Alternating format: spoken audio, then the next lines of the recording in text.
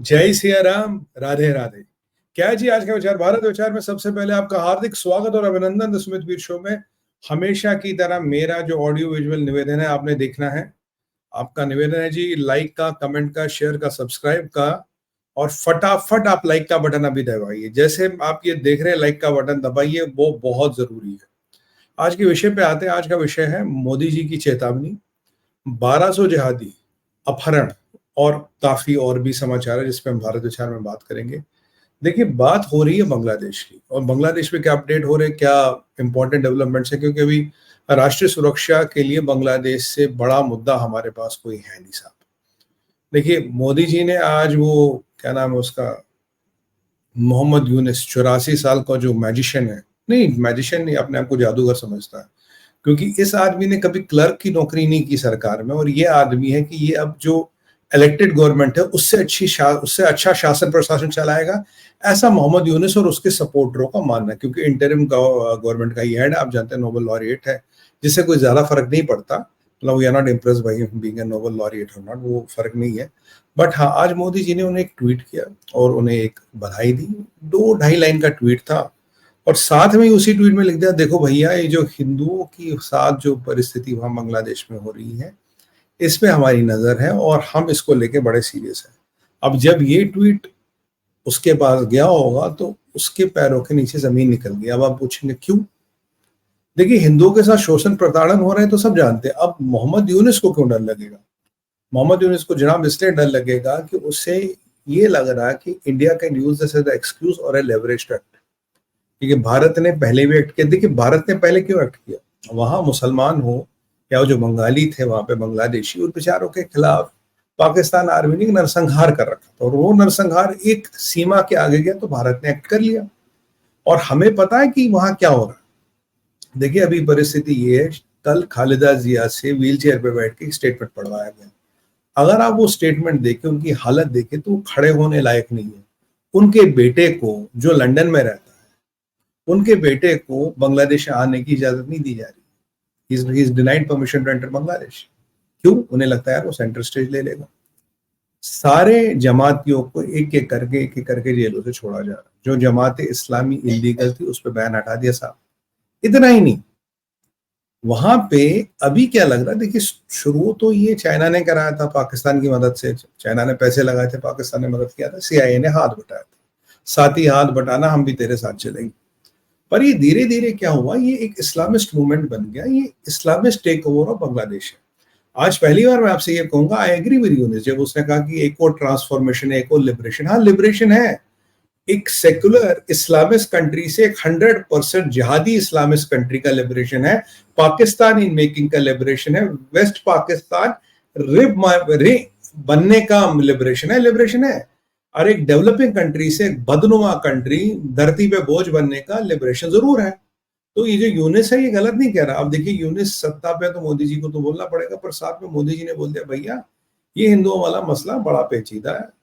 और कहीं ना कहीं मेरे को लगता है इसमें दबे लफ्जों में एक धमकी भी थी कि last time when things crossed a limit, Bharat acted, and this time also Bharat can act. और बाकी जो बांग्लादेश है, भाई तुम्हारा जो चारों तरफ से बॉर्डर है भारत के साथ है। अब ऐसी तुम्हारी कोई औकात तो है नहीं यार, तुम ज्यादा कूदो फांदो। तुम्हारी इकोनॉमी, तुम्हारा मेडिकल, तुम्हारी सप्लाई, हर चीज भारत के माध्यम से चलती है, भारत से चलती है। हाँ, अगर आप सोचेंगे कोई मैं चाइना से ले आऊंगा तो कीमतें इतनी होगी कि मकान बेचना पड़ जाएगा भाई।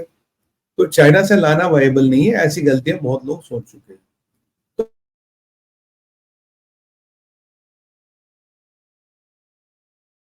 और मोहम्मद यूनिस भी समझ गए कि काल नहीं चलेगा। बीएनपी का साहब स्टेटमेंट आता है, जी हम तो प्रो हिंदू है, हम तो एंटी हिंदू है ही नहीं, ये तो हमारे खिलाफ धारणा है। ये वही वाली बात है, लश्कर तैयबा बोले कि जी मैं तो डेमोक्रेसी में बिलीव करता हूँ, हाँ? और टेररिज्म से तो मेरा कोई लेना देना नहीं। अब देखिए परिस्थिति क्या है। परिस्थिति बिल्कुल सिंपल है। शेख हसीना का स्टेटमेंट आता है कि भाई मैं, चुनाव जब होगा मैं वापस बांग्लादेश जाऊंगी, मैं कहीं असलम नहीं मांग रही। 2 दिन पहले उनके बेटे जॉय कह रहे थे, जी मम्मी अब इंटरेस्टेड नहीं है राजनीति में। अब जब ये शेख हसीना का स्टेटमेंट आता है तो यहाँ कुछ गड़बड़ होने लगा।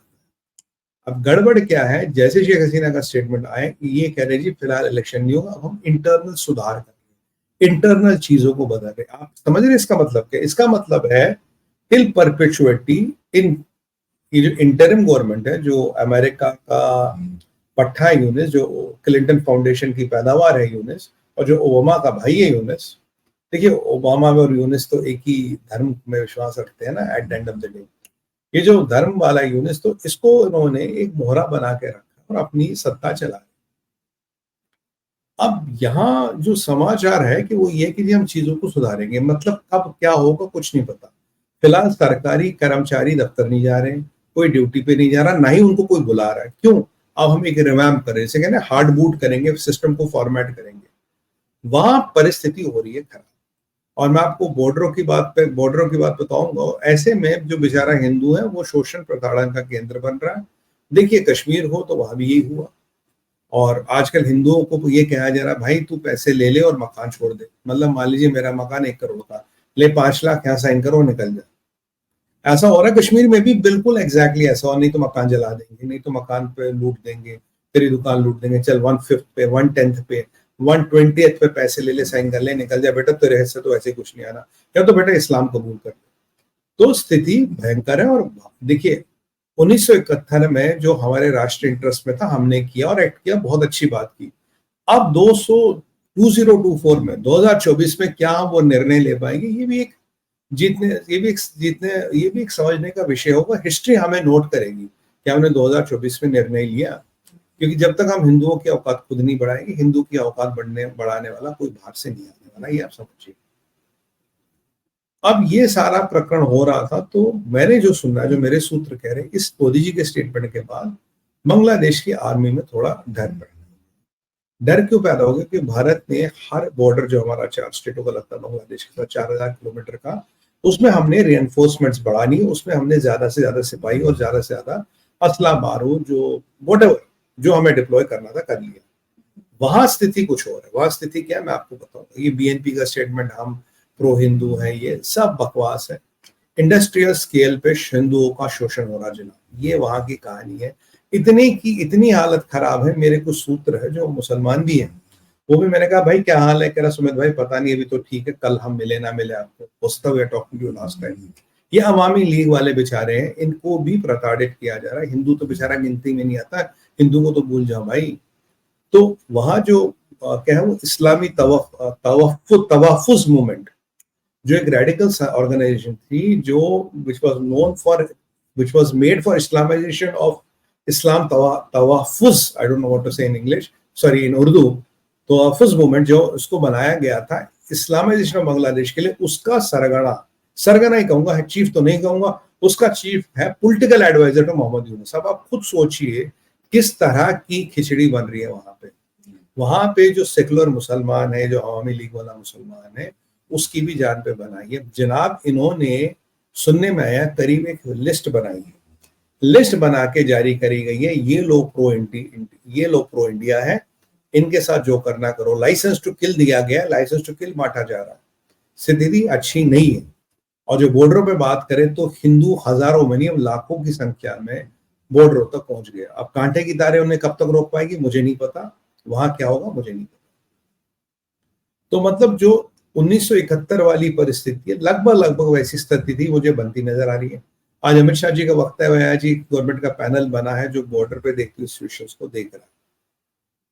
अब तो महाकाल से यही प्रार्थना करेंगे कि प्रभु सब भारत की रक्षा करे, क्योंकि दूसरी खबर जो आ रही है वो थोड़ी और चिंता वाली है जनाब। 1200 खूंखार जातक जिहादी और आतंकवादियों को जेल से छोड़ दिया गया है। और हमें क्या बताया गया जी, ये जेल तोड़ के भागे। आज बीएसएफ ने ऑफिशियली, हमारे बीएसएफ ने ऑफिशियली ये कहा है कि ये लोग हो सकता है कि भारत की तरफ आए और ये लोग भारत में उपद्रव मचाने के माध्यम के लक्ष्य से आएंगे। और ये हार्डकोर टेररिस्ट और जिहादी, इनकी कोशिश ये है कि ये जो हुजूम भारत की तरफ आ रहा है, इनमें इनको लगा लो, इनमें लगा के ये बॉर्डर पार कर लेंगे और यहाँ जो इनको करना है वो करेंगे, यहाँ कत्लो गैरत करने का काम करेंगे। खबर तो यहाँ भी है कि ये जो कल कुछ अवामी लीग के मुस्लिम नेता है, वो भी हिंदुओं वाला कागज बना के, क्योंकि कागज बनाना बांग्लादेश में कोई बड़ी बात नहीं है, कागज बना के बॉर्डर पे आए, बीएसएफ ने रोका। तो बीएसएफ हमारा शानदार काम कर रही है, जबरदस्त काम कर रही है। मैं आपको जेलों की लिस्ट भी है मेरे पास, मैं आपको पढ़ के बताता हूँ। ये है साहब निरसांगी में जेल है, शेखपुर में जेल है, सतखीरा में जेल है, कुशहातिया में जेल है और कासिमपुर में जेल है। और इन जेलों से क्या ये खूंखार आतंकवादी और जिहादी भाग रहे, नॉर्मल कैदी नहीं भाग रहा। और इनको सिंपल डायरेक्शन दी गई है भारत की तरफ जाओ। और दूसरी ये प्रो भारत लिस्ट है जिसमें हिंदू भी है और जिसमें कुछ मुसलमान भी, इनको निपटाने का काम करो, लाइसेंस टू किल ये जमात करिए। देखिए बीएनपी के हाथ में भी सत्ता नहीं है, बीएनपी का कार्डर वीक है, बीएनपी चुनाव नहीं लड़ेगा। अगर चुनाव होगा तो 100% बीएनपी हार जाएगा, क्योंकि शेख खालिदा जिया है व्हील चेयर पे और उसके बेटे को अंदर आने नहीं दिया जा रहा। ठीक है, जब उसके बेटे को अंदर आने नहीं जा रहा तो पार्टी है नहीं, तो कार्डर किसका? कार्डर है जमातियों का। जमाती मतलब आईएसआई, आईएसआई मतलब चाइना, मतलब ये एक मिनी पाकिस्तान बांग्लादेश बनता नजर आ रहा है, ये आप मान के चलिए। और जो 1200 जहादी छोड़े गए, आपको याद होगा पाकिस्तान में भी ऐसी जेल ब्रेक हुआ था। फिर उसके बाद मैंने कहा था हमारे जम्मू क्षेत्र में समस्याएं बढ़ सकती है, और ये माना जाता है कि जिनको वहां से छोड़ा था उनको जम्मू की तरफ रवाना किया था। इनको भी इसी कंडीशन पे छोड़ा होगा, ठीक है जी हम आपको जाओ इंडिया, उपद्रव मचाओ, हिंदुओं को मारो, मतलब पूरे नॉर्थ ईस्ट को हिलाने की कोशिश है। इसके पीछे, इस जेल ब्रेक के पीछे आईएसआई और चाइना है, क्योंकि ये बांग्लादेशों का इंटेंशन नहीं, बांग्लादेशों को ये करके कुछ मिलेगा नहीं, ये चाइना और पाकिस्तान के कहने पे कर रहे हैं। चाइना का पैसा जमातियों पे सर पे बोल रहा है, जैसे शराबी को शराब चढ़ती है तो जमातियों को चाइना का पैसा चढ़ा है। कोई स्टूडेंट मूवमेंट नहीं है, ये सब कनाड, ये सब फसाद ध्वस्त हो चुका है। इस चक्कर में ना रहिए, इस्लामाइजेशन हो गया जनाब बांग्लादेश को, और हमारा थर्ड फ्रंट खुल गया। विडंबना ये हमारा थर्ड फ्रंट खुल गया है। और यहाँ परिस्थिति क्या है, यहाँ कह रहे हैं बांग्लादेश का बॉर्डर गार्ड जी हम तो अपने लोगों के संपर्क में, कमांडर से बात कर रहा, ऊपर से बात कर रहा, पर जब आप वास्तविकता जमीन पे देखेंगे तो कुछ और मिलेगी जनाब। वास्तविकता ये है साहब, बॉर्डर सिक्योरिटी गार्ड, जो बॉर्डर गार्ड है बांग्लादेश का, जो हमारा बीएसएफ होता है, हमने अपनी डिप्लॉयमेंट 2 गुना 3 गुना जितनी भी राष्ट्रीय हित में थी हमने कर दी, धन्यवाद राजनाथ सिंह जी का। बट यहां पे डिप्लॉयमेंट कम कर दी गई है, और जब पूछा गया भैया डिप्लॉयमेंट कम काहे को की है, बोलता साहब हमें इनको जरा शहर में डिप्लॉय करना है, लॉ एंड ऑर्डर की परिस्थितियों को ठीक करने के लिए। और ये जो कह रहे कि कमांडेंट से बात कर रहा, आईजी से बात कर रहा, डीआईजी से बात कर रहा, जनाब लोग ही नहीं है sir, there are no people on the border, they have reduced that to almost 1/3। जहां पहले मान लीजिए 1 लाख गार्ड डिप्लॉयड थे, वहां 30,000 गार्ड आज डिप्लॉयड। वो भी कितना काम कर रहे हैं कितना काम नहीं कर रहे, मैं बांग्लादेश की तरफ की कह रहा हूँ। अगर हमारे 1 लाख गार्ड डिप्लॉयड थे तो आज 2 या 3 लाख गार्ड डिप्लॉयड है। सोचिए लगभग हमसे 1/10 लगभग डिप्लॉयमेंट या 25-30% ऑफ आवर डिप्लॉयमेंट रह गया बांग्लादेश पे। और लोग कहां से आएंगे? बांग्लादेश से। मेरे को लगता है मेरे भाइयों ये एक चाल है, this is a ploy to let Bangladeshis reach as close to border, ये आतंकवादियों को एज क्लोज टू बॉर्डर, और राइट टाइम पे they will be able to barge into India, then India has to do the dirty work of killing people और stopping people. ये सब वहां हो रहा, और ये मत समझिए कि ये इसमें बांग्लादेश का इंटरेस्ट है, बांग्लादेशियों को कोई इंटरेस्ट नहीं जा रहा है इसमें। इसमें इंटरेस्ट है आपके अमेरिका का, इसमें इंटरेस्ट है चाइना का, इसमें इंटरेस्ट है पाकिस्तान का। ये उनका हैंडीवर्क है, क्योंकि मेरे हिसाब से जो मुझे सूत्र कह रहे हैं, बॉर्डर सिक्योरिटी गार्ड जो बांग्लादेश का, उसकी संख्या को कम कर दिया गया है, इसीलिए ताकि वहां उन्हें कोई गंदा काम ना करना पड़े। देखिए पहले तो उन्हें रोकना ना, अगर वो नहीं रोक पाएंगे तब भी ये सब रोकेगी। अगर वहां गार्ड ही नहीं है, अगर वहां सुरक्षा अधिकारी ही नहीं है, बोलेंगे जनाब यहाँ तो कोई था नहीं, हमें क्या पता कौन आया। अब देखिए ये विस्फोटक परिस्थिति बढ़ रही है। अब आपको एक और चीज मैंने बताई, अपहरण। मैं आपको एक वीडियो दिखाने वाला हूं, ये नोहकाली का है। आप देखिए कैसे खुलेआम अपहरण हो रहे, कुछ दिनों में रेप, एक्सटॉर्शन, लैंड ग्रैबिंग, जमीन की ग्रैबिंग, मर्डर, ये सब होने वाला। और अधिकतर 90% ये हिंदू है, 10% जिसका हो रहा वो है अवामी लीग का वाला मुसलमान, या जो एक सेकुलर मुसलमान वहां गलती से बच गया उसका हो रहा। तो ये मैं आपको वीडियो दिखा रहा हूँ, ये देखिए दिन दहाड़े क्या हो रहा है हिंदू बहू बेटियों के साथ। जरा देखिए साहब, जरा मैं वीडियो चलाता हूँ, देखिए।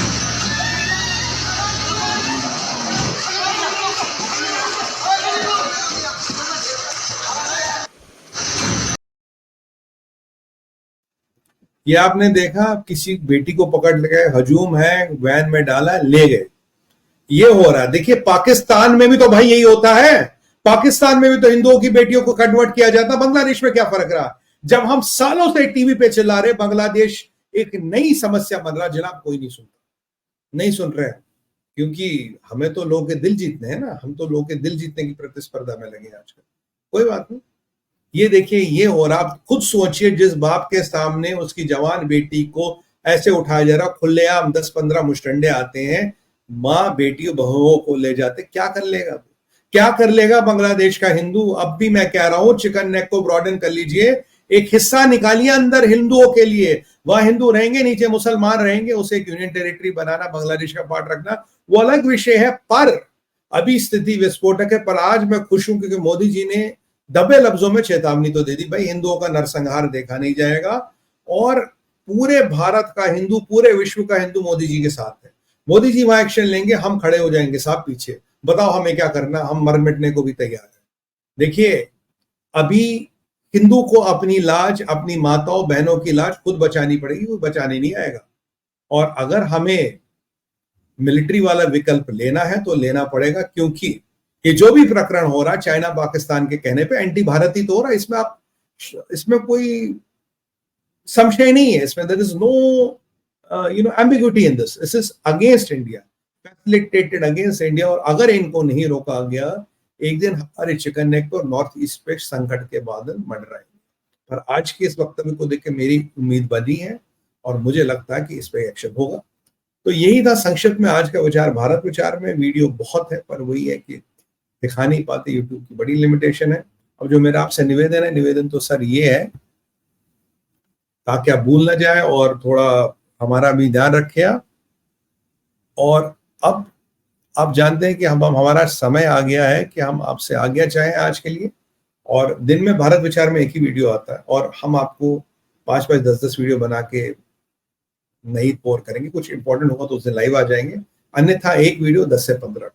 यही था आज का विचार भारत विचार में। अब मैं आपसे आज्ञा चाहूंगा। भारत माता की जय, वंदे मातरम और हर हर हर महादेव।